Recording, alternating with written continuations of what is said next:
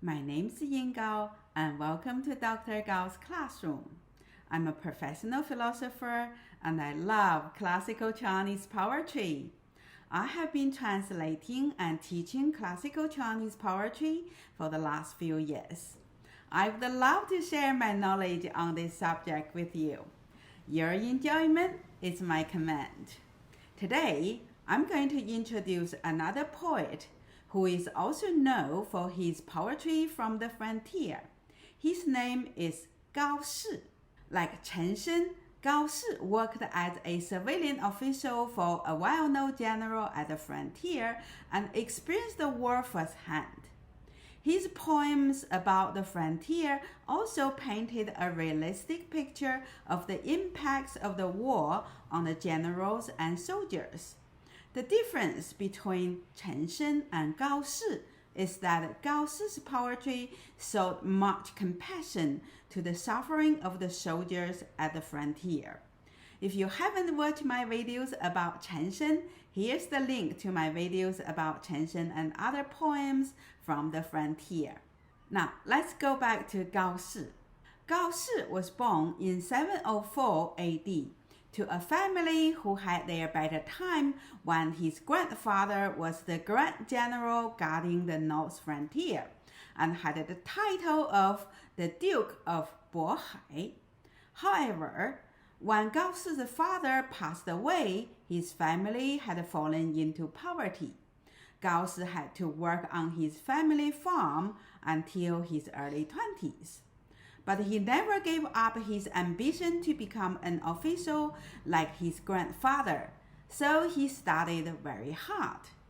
In 723 AD, the 20-year-old Gao Shi ventured to the capital, Chang'an, to see if there was any opportunity, but was disappointed and returned home at today's Henan province. In the following 8 years, he stayed at home and supported his family by farming and continued his study. In 730 AD, a war broke out between the Tang Empire and the Khitan from the north. Gao Shi felt this was a great opportunity, so he went to the north frontier and visited several generals attempting to join them, but was unsuccessful. He returned home 4 years later to prepare for the National Civil Service examination. In 735 AD, Gao Shi sat for the exam but failed to pass. However, he made friends with quite a few great poets, including Wang Changling, who is also known for poetry from the frontier. Here's my video about Wang Changling. Gao Shi continued to work very hard to build his literary reputation. So in 738 AD, when someone from the northwest composed a poem in the title of Yan Ge Xing, or the song from Yan, Gao Shi was inspired. He also composed a poem in the same title. This poem later on brought him a huge reputation as a great 边塞诗人 or frontier poet. This poem is rather long, so I'm going to just read the first half of the poem in Chinese first. 汉家烟尘在东北，汉将持家破残贼。男儿本质纵横行，天子非常赐颜色。创金伐鼓下榆关，旌旗伟艺结时间。校尉语书飞瀚海，单于烈火照狼山。山川萧条极边土，胡骑凭陵杂风雨。战士军前半死生，美人帐下游歌舞。大漠穷秋烟草肥，孤城落日斗兵稀。Now let's look at the first couplets. 汉家烟尘在东北，汉将持家破残贼。汉家 literally means the Han Empire. However, here it refers to the Tang Empire. If you have watched my other videos before, You probably know this is a common practice with the scholar officials when they compose poetry. They often avoided mentioning names or state affairs of their own dynasty, but implied them by names of earlier dynasties in case they got into trouble. Yan means smoke. Chen means dust. Yan Chen refers to warfare, when cavalry would kick up dust and smoke might be produced by fires either led by the enemy or warning signals lit at the frontier. Zai means yin, Dong means east, Bei means north. Han again refers to the Tang dynasty. Jiang means general. Chi means farewell. Jia means family. Po means defeat. Chan means remaining. Zai means enemy. The character Chan used in this line is quite interesting. It implies that there had been wars going on with Khitan for quite some time, and the Tang general believed that they only need to finish the remaining enemy. However, they would soon know how wrong they were.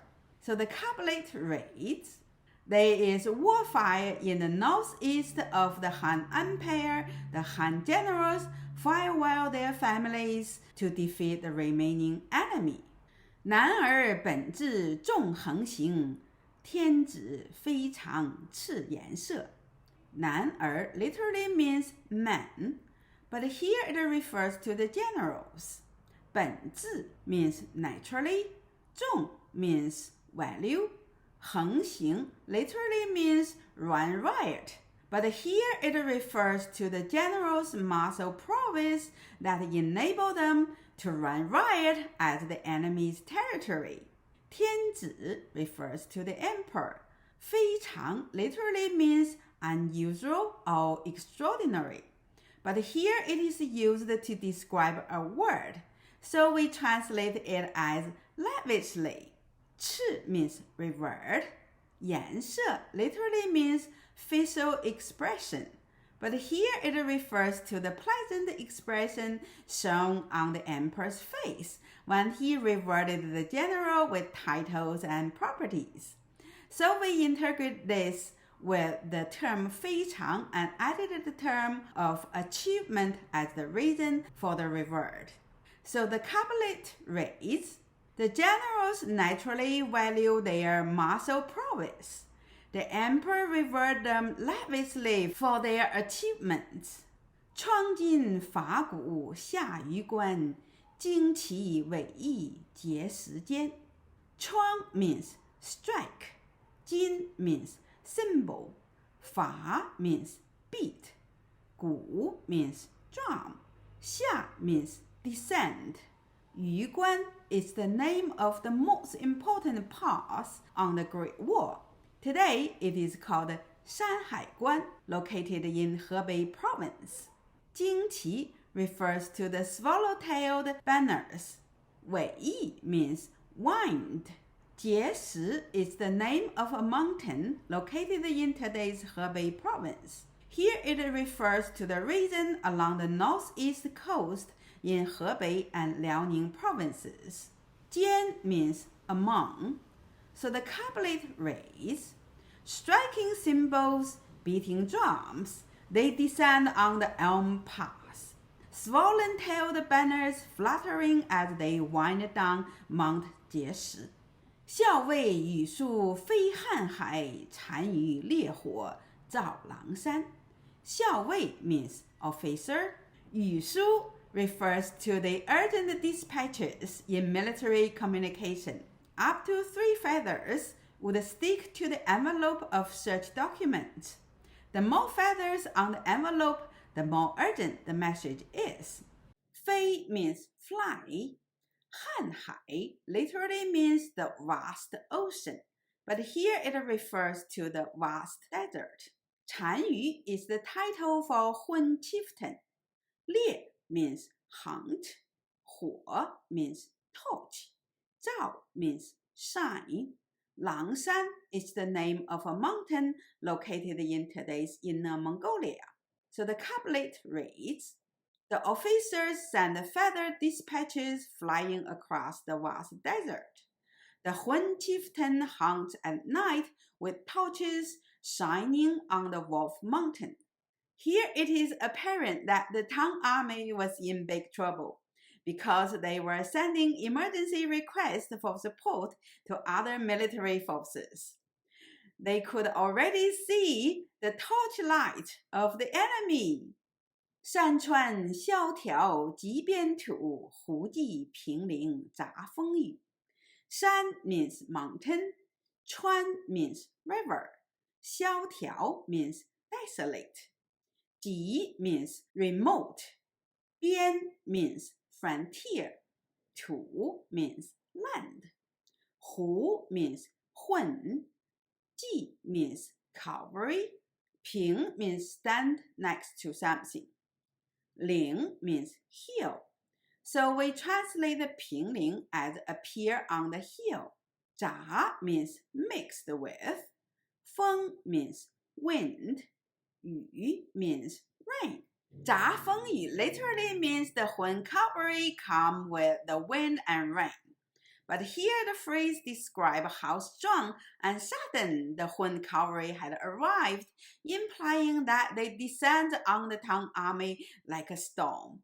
So the couplet reads, the mountains and rivers are desolate on the remote frontier land. The Hun cavalry appears on the hills like a storm. 战士军前半死生，美人帐下游歌舞。战士 means soldier. 军前 is a abbreviation of 两军阵前, meaning the front of the two armies as shown here. 美人 means beautiful woman. 帐 means tent. 下 means under. 游 means still. 歌 means sing. 舞 means dance. 帐下 refers to the general's tent. So the couplet reads, half of the soldiers at the front get slaughtered, while the beautiful women sing and dance in the general's tent. 大漠穷秋塞草肥，孤城落日斗兵稀。大 means great. 漠 means desert. 穷秋 means late autumn. 塞 means frontier. 草 means grass. 肥 means dry. 孤 means long. 城 means fortress. 落 means set. 日 means sun. 斗 means fight. 兵 means soldier. 稀 means field. 斗兵 refers to the soldiers fighting at the front. So the couplet reads, the grass is dry in the great desert in late autumn. The sun sets on fewer and fewer soldiers in the long fortress. The first three couplets sets the scene. How proud the generals were, how much favor the generals were given by the emperor, and how grand the marching forces were. Their military formation spreads out among the mountains. We even have the sound effects of cymbals and drums. Then the reality hits. The Hun cavalry descends on them like a storm, and they had to send out urgent requests to other generals for support. Yet, the generals still haven't realized how bad the situation was, as they entertained themselves with the singing and dancing women in their tents. The contrast between the dying soldier at the front and the generals entertained by the dancing woman is so extreme that the image just engraved in one's mind once you read it. The first half poem concluded with the scene of the desolated desert and fear soldiers fighting at the front. The second half of the poem gives us a bit of explanation why this happened. Now let me read it in Chinese first. 身当恩遇常轻敌，历尽关山未解围。铁衣远戍辛勤久，欲尽应啼别离后。少妇城南欲断肠，征人蓟北空回首。边庭飘摇哪可度，绝域苍茫更何有。杀气山石作阵云，寒声一夜传刁斗。相看白刃雪纷纷，使节重来岂顾寻。君不见沙场征战苦，至今犹忆李将军。Now let's look at the first couplet. 身当恩遇常轻敌，历尽关山未解围。身 means body. It often refers to the self, but here it refers to the generals. 当 means to bear or take. So 身当 means to take something personally. Here it just means the general has been rewarded. 恩 means favor. 玉 is an abbreviation of 待遇, means status and benefits from the emperor. So 恩遇 means lavish reward. 常 means often. 轻 means take something lightly. 敌 means enemy. 力 means energy. 尽 means exhaust. 力尽 means exhausted one's energy. 关 means fortress. 山 means mountain. 魏 means not. 解 means break. 围 means siege. So the couplet reads, lavishly rewarded, the general takes the enemy lightly, while the soldiers fight to the point of exhaustion yet cannot break the siege. 铁衣远戍辛勤久，欲尽应啼别离后。铁衣 means iron armor. 远 means remote. 戍 means defend. 辛勤 means diligently. 久 means long. 欲 means jade. 金 means chopsticks. 欲金 means jade chopsticks. However, here the phrase is used to describe the string of tears continuously fall down the face like a pair of translucent jade chopsticks. This is a borrowed imagery from a couplet by Liu Xiaowei of 5th century, which reads, 谁怜双玉镜，流面复流金, meaning who is saddened by the tears like a pair of jade chopsticks flowing down the face and on the chest. This would sound funny in English, but you have to acknowledge that it is a rather unique imagery and has been used by many poets since then. So we just translate the term as a lot of tears.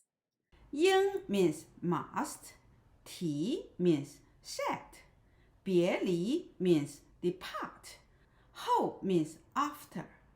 So the couplet reads, in iron armor, the soldiers diligently defended the remote border for a long time, and their wives must have shed a lot of tears after they departed. 少妇城南欲断肠，征人蓟北空回首。少 means young, 妇 means wives, 城 means suburb, 南 means south, 欲 means about to, 断 means break, 肠 means bow. 断肠 literally means broken bow, which is a common phrase for sadness in classical Chinese. It is the Chinese counterpart for the English phrase of heartbreak. So we translate it as heartbroken. 征人 refers to soldiers. 蓟北 refers to the Tang Empire's northern frontier located in today's Hebei province. 空 means in vain. 回首 means look back. So the couplet read, the young wives in the southern suburbs are heartbroken. Soldiers at the northern frontier look back in vain. 边庭飘摇哪可度，绝域苍茫更何有。边庭 means frontier. 飘摇 means volatile. 哪 means how. 可 means can.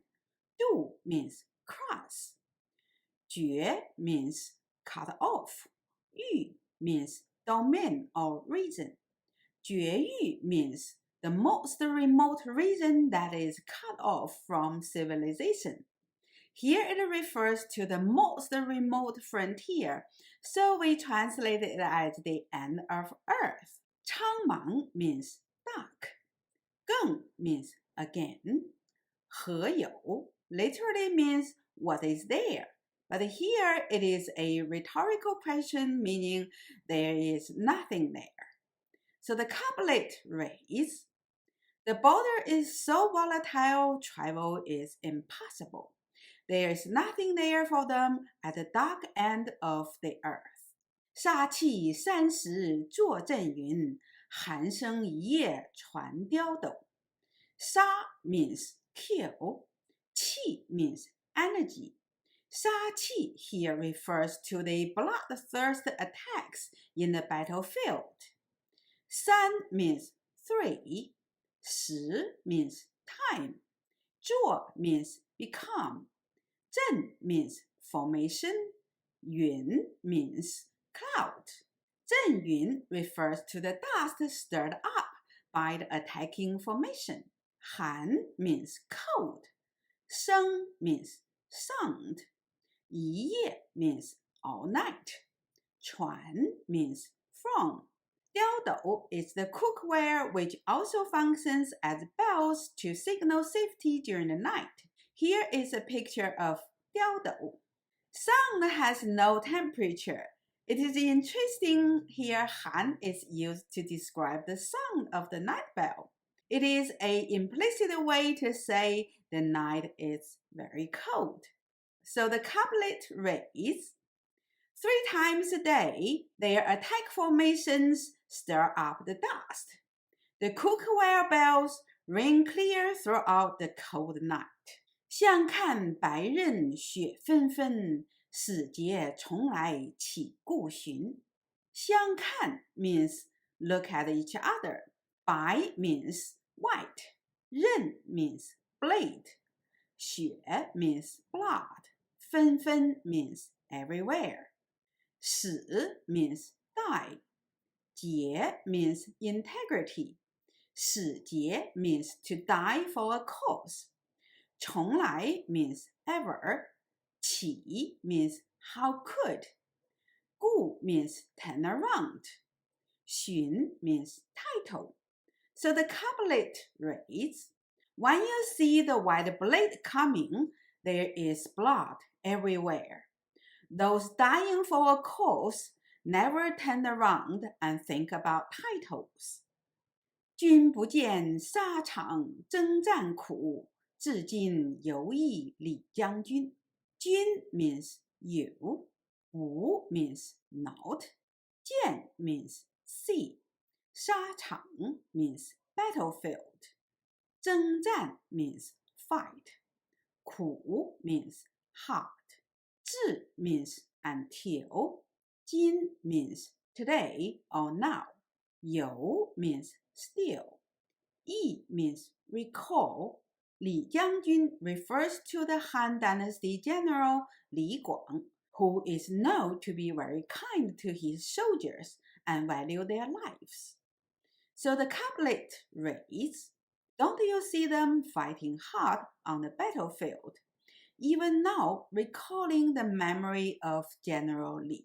The second half of the poem expresses the feelings and sufferings of the soldiers.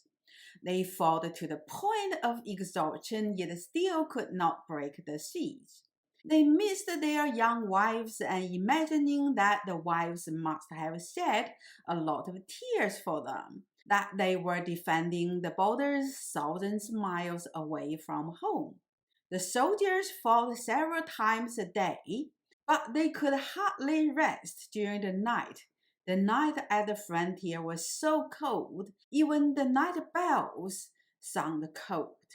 The last two couplets set a stark contrast between the generals and the soldiers with the intentions at the frontier. The generals were there only for the titles and other rewards, while the soldiers were fighting for their country. The bloody scene presented only to show how brutal the war had become. The soldiers would not die in regret if only their generals were like the great Han general Li Guang, who cared about the soldiers. Gao Shi composed this poem in response to the defeats suffered by several generals at the northeast frontier, where the Tang army fought against Khitan between 730 to 736 AD, especially the campaign led by An Lushan against Khitan in 736. This poem is certainly an implicit critique against the ruthless practice of the generals like An Lushan. One has to admire Gao Shi's foresight about the situation, because many of these generals rebelled against the emperor after An Lushan's rebellion in 755 AD. In my next video, I'm going to continue my story about Gao Shi and analyze one of his poems when he was a county sheriff. If you're new to my channel, please check out my other videos on classical Chinese poetry, philosophies, and medical literature. If you like the content of these videos, please click the like button and subscribe my channel. I also offer one-to-one online lessons on these subjects. So if you would like to read the original text, please contact me. Here's my email address. Otherwise, thanks for viewing my video, and I'll see you next time.